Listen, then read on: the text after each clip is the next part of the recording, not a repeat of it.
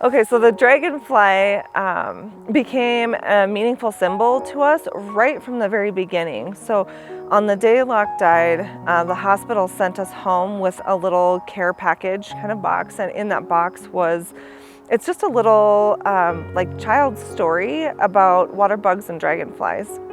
And in this story, the water bugs at the bottom of the pond, every once in a while one of them climbs up a stalk and disappears.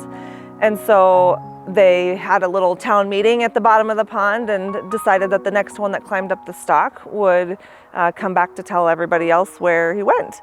And so the next day, the next dragonfly finds himself climbing up the stalk and lands on the top of the lily pad and finds himself in a new body as a dragonfly, in a new and glorious form. And so he was whizzing around enjoying the new freedoms and the new sights and the new colors of the new environment, and then remembered the promise that he made, but realized that in this new form he would not be able to get below the surface to talk to them, and even if he could, they wouldn't recognize him in his new form, so they were just going to have to wait to see until they got there themselves.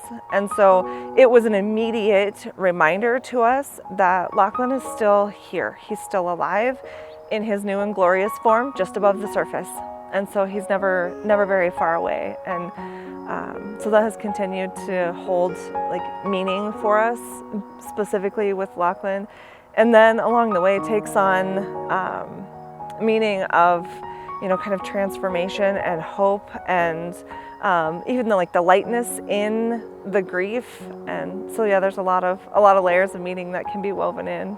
I found in my grief there has been so much benefit in finding things to do with that sorrow. There's a difference in grief and mourning. And grief is that experience the internal experience, where mourning is the outward actions that we do with it. And so this little memorial garden just has given me a space to